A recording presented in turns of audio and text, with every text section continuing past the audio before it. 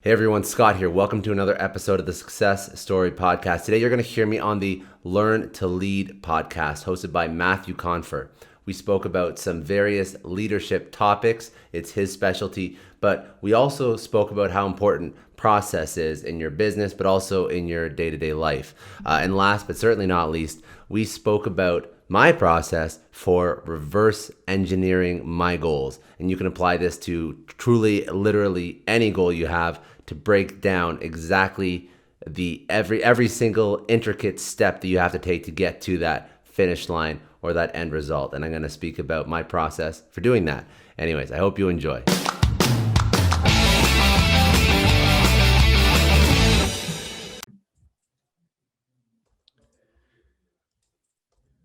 Hello, everyone, and welcome to the Learn to Lead podcast brought to you by Ability, an experiential learning company based in beautiful Austin, Texas. I'm your host, Matthew Confer, and today on the show, we have Scott Clary, who is a global sales and marketing executive who has had his work featured in Forbes and the Wall Street Journal. He is the host of the Success Story podcast, and he is the co-author of Finding Sales Success on LinkedIn, which was named a #1 new release on Amazon. Thanks so much for joining us today, Scott. Thanks for having me. I appreciate it. I'm going to start with something that you tweeted recently. You said, quote, "Your product doesn't have to save the world.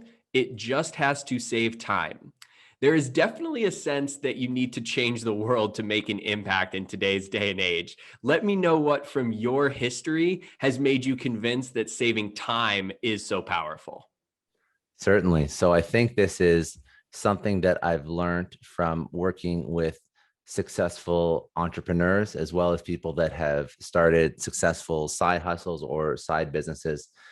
You have to understand that to achieve a level of success in your life, and say that could be financial, monetary, or freedom.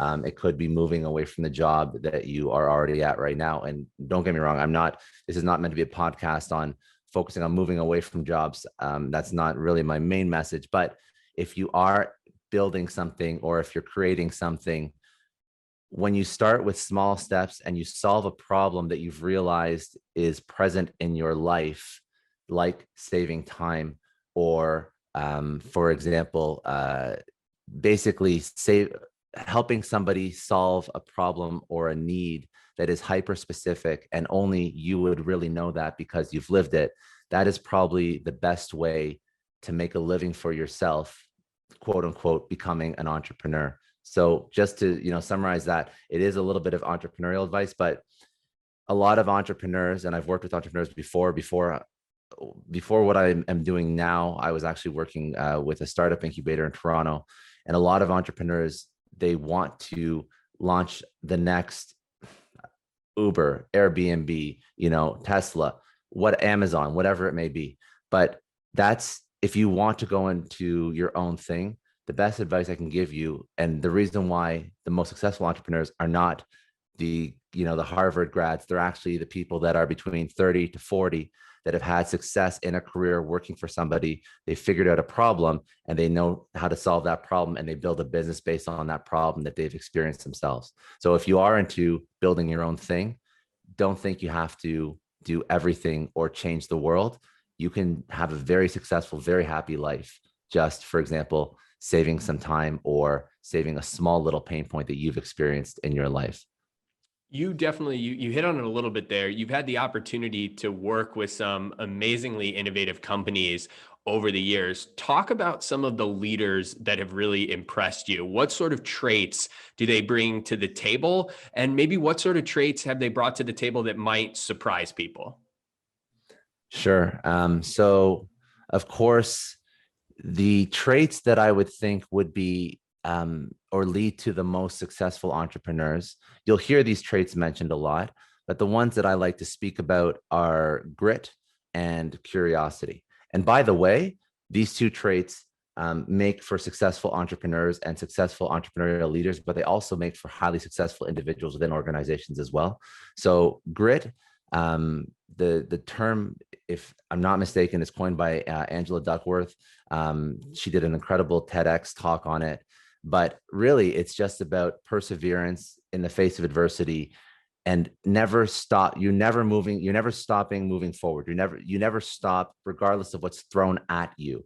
And in an entrepreneurial venture, people have to understand that entrepreneurship is not as sexy as it's made out to be. It's actually quite stressful, quite hard, very depressing, a lot of hard work, a lot of extra hours. You're going to question yourself. You're going to question who you are. Should you be doing this? A ton of imposter syndrome.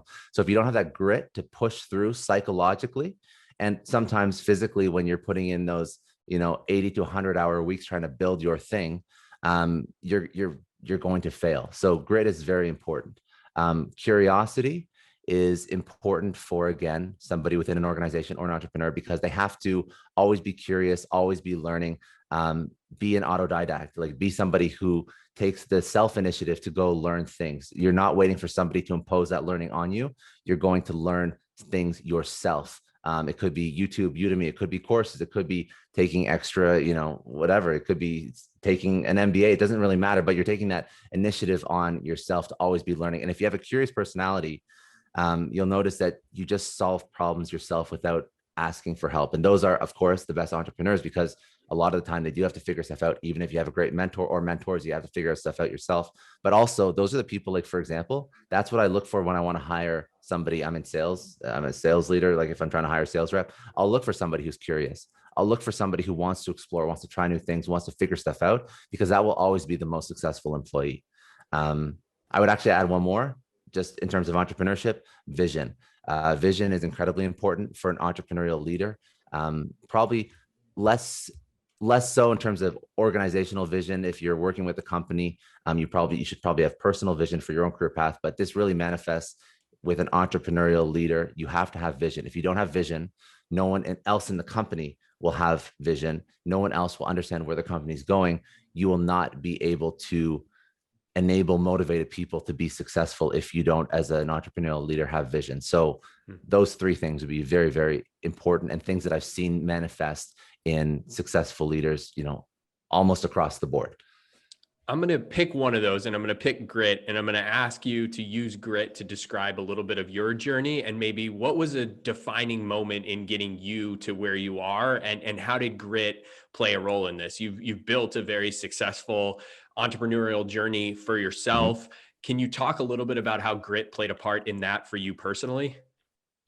Sure.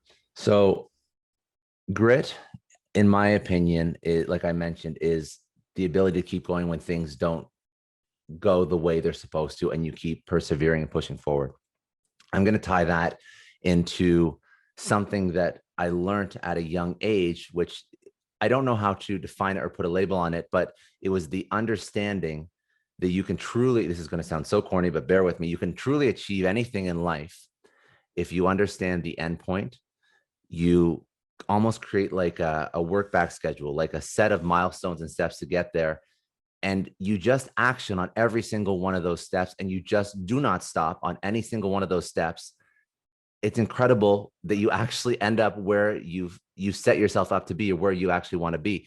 And it seems so cliche, it seems so common sense, but the first time I ever actually understood the power of this mental narrative was when I was working for a company. I was an account executive. I wanted to move into a leadership position. I quite literally understood what the leadership position entailed.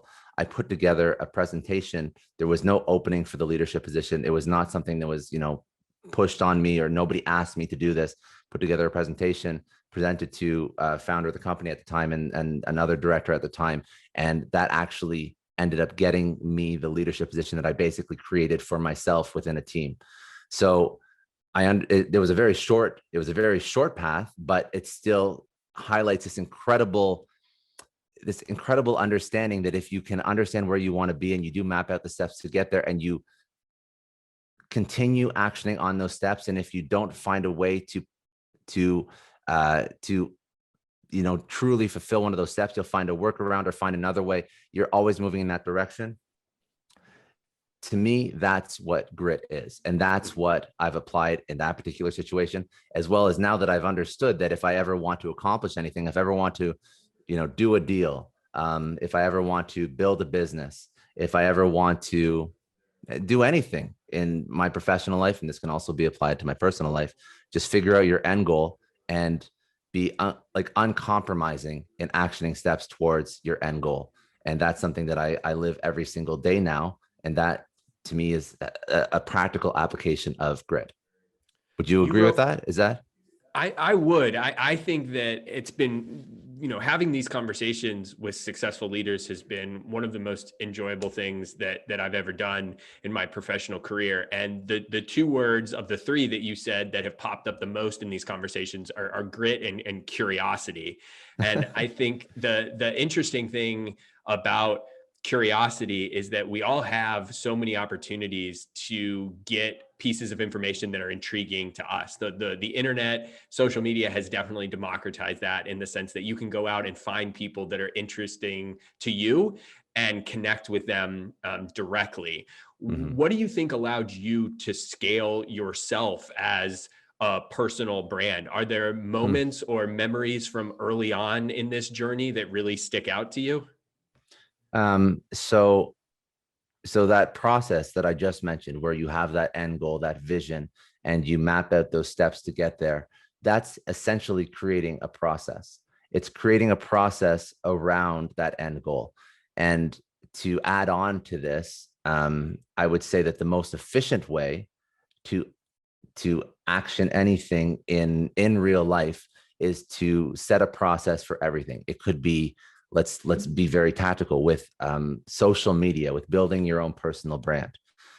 It could be a process of ideating on content, writing out that content, and putting together a posting schedule. But you have to be like religious about when are you blocking off time to create those 5 pieces of content and scheduling them out throughout the week. So for me, one bit of this would be Sunday night. I spend 2 hours every Sunday night, no matter what. I block that 2 hours, and I'm creating content for myself. And I have processes for how I source that content, how I think about that content, what I want to actually put out there, the types of content that goes out. So that's one process for a particular segment of my life. I have processes for quite literally everything. I have processes for maintaining energy levels throughout the day. I have processes for my workout schedule and what I want to work out on which particular day. Then I have sales processes, sales campaigns, marketing processes for my actual job. So to actually be effective at any of these things, it's all about developing the processes and systems that allow you to be successful. Because if you don't develop those, as much as you want something, you will end up burning out. Even if you put unlimited energy towards it, it's not sustainable. So grit is one thing, but then developing processes, systems to enable that tenacity or that grit is probably like level 2. A theme that definitely comes up in a lot of your work, and you've hit on it a few times here, is branding. And you wrote a popular article, The Ultimate Guide to Branding, which stated that your brand is arguably one of your organization's most important assets. It gives your organization an identity, and it makes your business memorable. What do most people get wrong about branding? And if I could ask it another way, not just company branding, but also you've talked a lot about personal branding. So maybe can you hit branding more broadly and then talk a Yeah, little bit about what people get wrong from a personal brand perspective? sure. Great question. Because most B2B branding, I find, is not done with the customer in mind. It's done based on what the business thinks they should be perceived as, which ends up being very corporate, very bland, very out of touch or out of tune with their actual audience, and very forgettable. So from a corporate perspective, it's okay. The classical definition of a brand, you can see that in most companies, but I would say a brand has to go a step further and has to be something that truly resonates with the audience or the customer that they want to be selling to. I feel that 90% of companies miss the mark when it comes to truly building a brand that is relatable and something that people actually care about. One company that I always reference that does it very well is Morning Brew. They're a business newsletter that's actually grown significantly, and they were just sold for a fair amount of money to Insider Incorporated. So they exited, but they built a brand based on I would say just being relatable, and they still had their corporate brand, their identity, but they took it a step further and they made it so that their brand was focused on what their customers wanted, not just how they wanted to be perceived by their customers. So from a business perspective, look at Morning Brew as a case study for a successful brand. Most other brands are there. Nobody really gives it, like nobody really cares about them.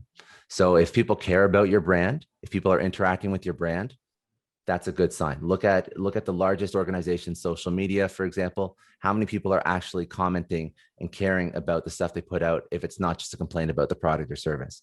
So that's corporate brand.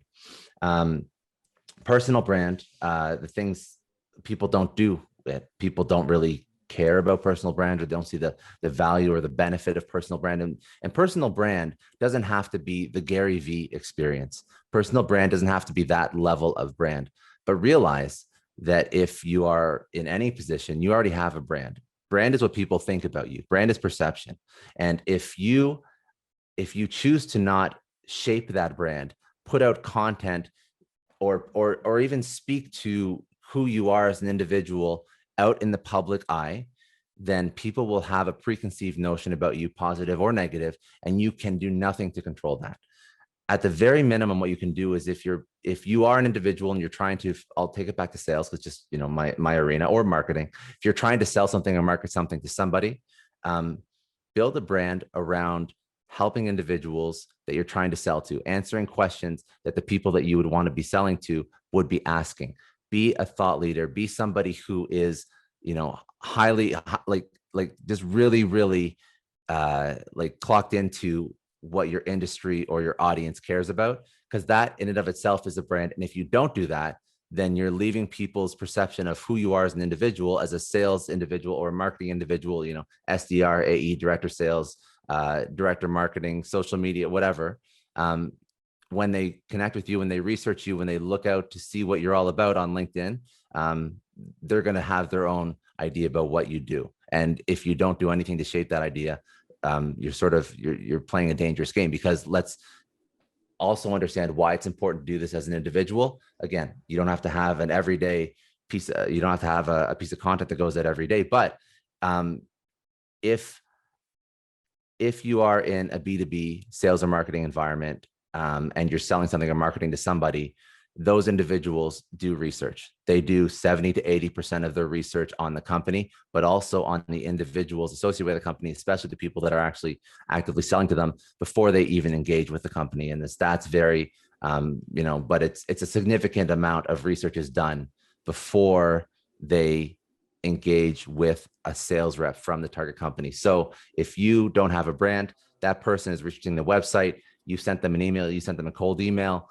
they're looking at your LinkedIn, you have no job history, no title, you have that gray little LinkedIn face that comes when you set up an account, and no profile picture.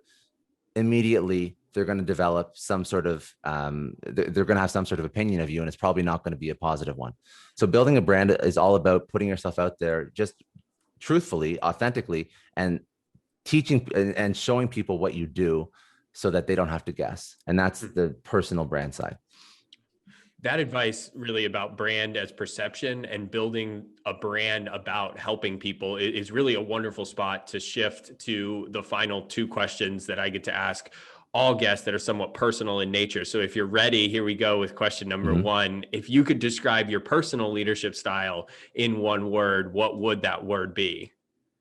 It would be congruence. Can I expand? Yeah, go for it. Do I have the option? Okay. You can expand. So congruence between what you're asking somebody to do and what their own personal goals are.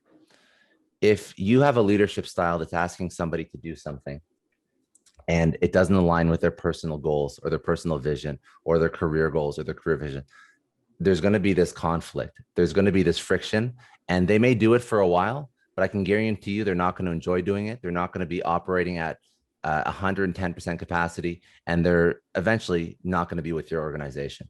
So true leadership is about aligning what the organization, what the leader wants with the goals of the individual. And if you achieve that congruence, then everybody wins at the end of the day.